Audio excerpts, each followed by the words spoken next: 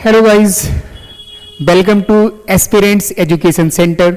मैं आपका reasoning teacher Manish Kumar Singh आपको यहाँ पे रीजनिंग पढ़ाऊंगा, जो ऑलरेडी मिनिस्ट्री ऑफ डिफेंस में वर्किंग हूँ।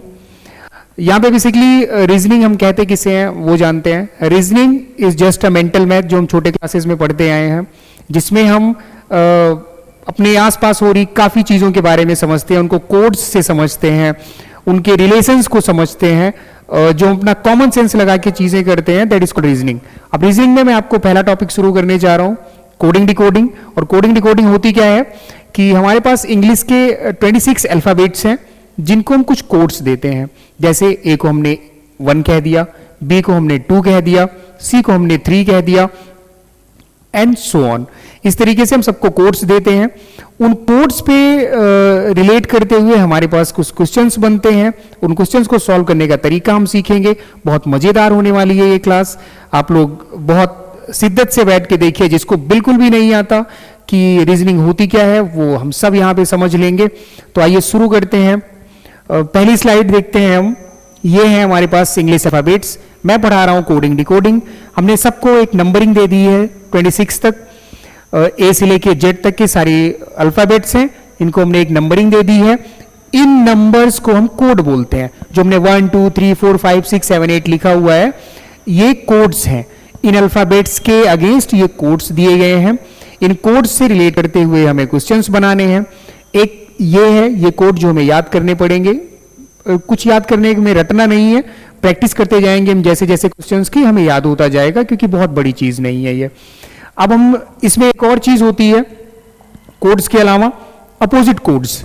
अब ये अपोजिट कोड्स क्या होते हैं कि जब हम दो कोड्स का सम, यानी ऐसे दो कोड्स जिनका सम 27 हो रहा हो, वो एक दूसरे के अपोजिट कोड्स कहे जाते हैं। जैसे 1 और 26, इन दोनों को अगर हम आपस में जोड़ते हैं तो इनका सम जो आता है 27 यानी 27 आता है। ये एक दूसरे के अपोजिट कोड्स हैं। बी जिसका कोड है 2, उसको हम जोड़ते हैं अगर उसमें 25 तो वो हो जाता है 27, और बी अपोजिट हो जाता है वाई के। इसी तरीके से सी का कोड है 3, उसको अगर 3 में हम 24 प्लस करते हैं तो 27 होता है, और ये हो जाता है उसका 27 किसका कोड होता है, एक्स का। ये कैसे पता, अभी हमने आगे लिखा था और हमें ये याद करना पड़ेगा। तो बेसिकली अगर दो कोड्स का सम 27 है, तब वो दोनों कोड्स एक दूसरे के अपोजिट कोड्स कहे जा रहे हैं। ये हमें कैसे पता चलेगा, याद करना पड़ेगा, और कोई इसका लॉजिक नहीं है। जैसे जैसे हम सॉल्व करते जाएंगे हमें चीजें क्लियर होती जाएंगी। आइए शुरू करते हैं इससे रिलेटेड क्वेश्चंस।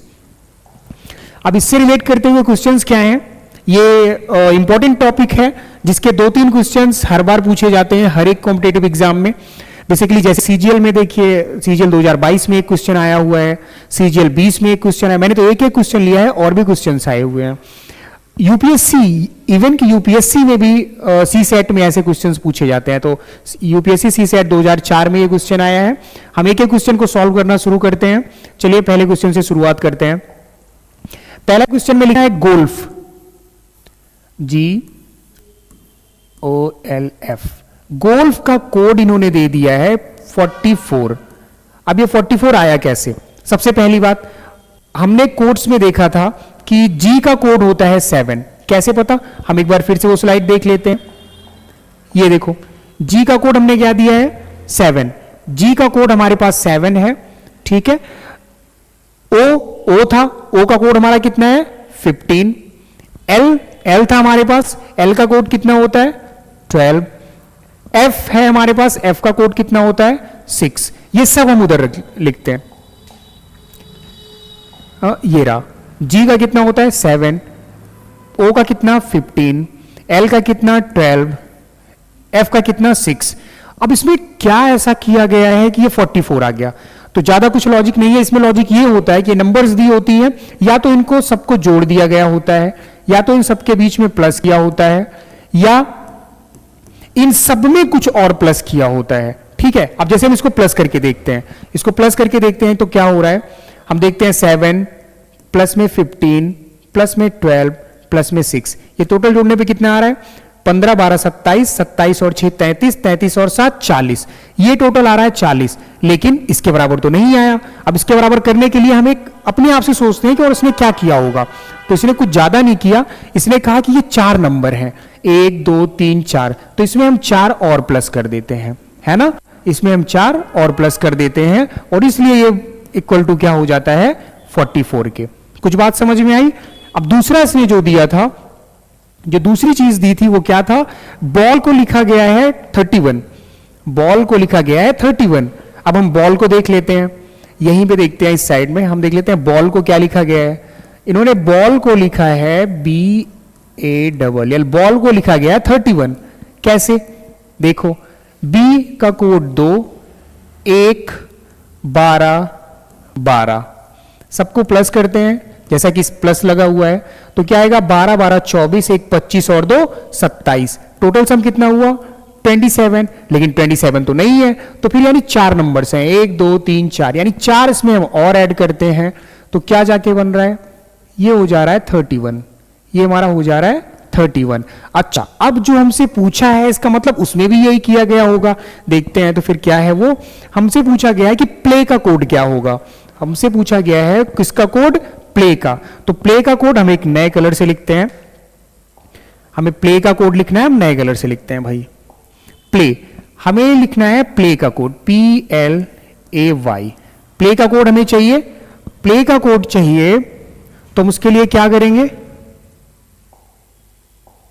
प्ले का कोड अगर हमें चाहिए तो हम उसके लिए करते हैं ये चीज, प्ले P को हम क्या लिखते हैं 16, L का कोड क्या है 12। अच्छा, ये मुझे आ कैसे रहा है, क्योंकि मैंने प्रैक्टिस करी है तो मुझे आता है, ठीक है।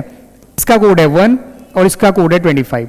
अब हम सबको ऐड करते हैं, सबको ऐड करेंगे तो क्या आएगा 16 + 12 28, 28 और 1 29, और 29 और 25 जोड़ेंगे तो आ जाएगा 54, लेकिन 54 तो नहीं आ रहा, यानी नंबर्स कितनी है 4, 1 2 3 4, 4 और ऐड करो भाई, इसमें 4 और ऐड करोगे तो जो इसका आंसर आएगा वो कितना आ जाएगा 58, ठीक है, ये हमारा आंसर हो जाता है।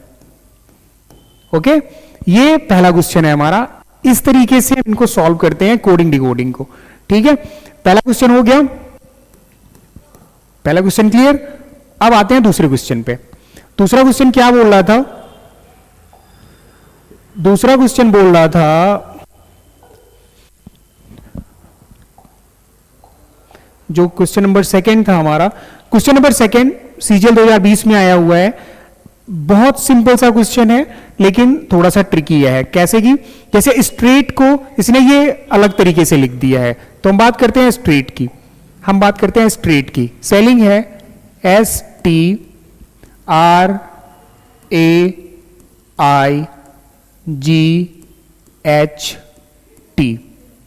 ये है। इसको लिखा क्या गया है मैं बता देता हूं, इसको लिखा गया है TSARGITH,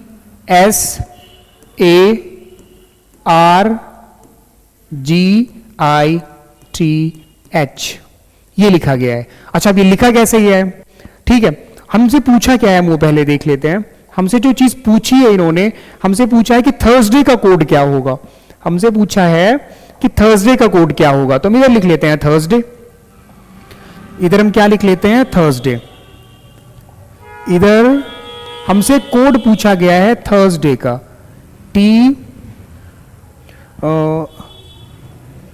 हमसे पूछा गया थर्सडे का कोड, हमसे पूछा गया है थर्सडे का कोड, ठीक है। हम लिखेंगे थर्सडे का कोड। अब देखो इसमें लॉजिक क्या हुआ है, मैं एक बार फिर से इसको लिख देता हूं। एक लॉजिक इसमें क्या है, मैं इसको फिर से एक बार लिख देता हूं भाई।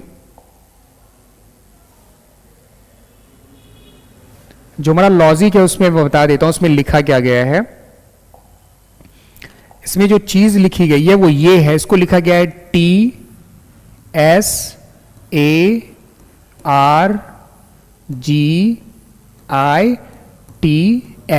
अच्छा, ये लिखा कैसे गया, इसमें कुछ नहीं किया गया। देखो इसकी प्लेस वैल्यू यहाँ पे 1 है, 2 है, 3 है, 4 ऐसे प्लेस वैल्यू दी गई है। इन दोनों को ना आपस में इंटरचेंज कर दिया गया है। अब इंटरचेंज कैसे कि इस वाली नंबर को यहां पे भेज दिया, इस वाली नंबर को यहां पे भेज दिया, इस वाली नंबर को यहां पे भेज दिया, इस वाली नंबर को यहां पे भेज दिया। अल्टरनेट, इस वाली नंबर को यहां भेज दिया, इस वाली नंबर को यहां भेज दिया, इसको यहां, सेम टू सेम इसको यहां। तो सेम लॉजिक हम इसमें लगाते हैं, यानी h को हम यहां भेज देते हैं, t को हम यहां भेज देते हैं, r को हम यहां भेज देते हैं, u को हम यहां भेज देते हैं, ठीक है, d को हम यहां भेज देते हैं, s को हम यहां भेज देते हैं, a को हम यहां भेज देते हैं और y को जहां भेजना है वहां भेज देते हैं। ठीक है, सही सही थोड़ा लिख देता हूं, गंदा सा दिख रहा है, एक बार ठीक से लिख देता हूं। यानी क्या किया गया है, इधर जो किया गया है वो ये है, यहां पे s को भेज दिया, यहां पे y को भेज दिया, यहां पे a को भेज दिया। तो यानी क्या हो गया इसका आंसर, इसका आंसर आ गया HT RUDSYA, ये आ गया हमारा आंसर। ठीक है, ये हमारा कोड है, समझ आया। इसी तरीके से तीसरा क्वेश्चन देखते हैं हम, जो इसकी थर्ड स्लाइड है। तीसरा क्वेश्चन देखते हैं। अब तीसरे क्वेश्चन के लिए हमें पहले जाना पड़ेगा आगे तक। ठीक है, ये हुआ ये बात। अगला क्वेश्चन दिया समर, जो यूपीएससी में आया हुआ क्वेश्चन है। समर को कोड दिया है इन्होंने रनर, यानी क्या दिया है, समर का कोड बताया है रनर। तो हम लिखते हैं समर,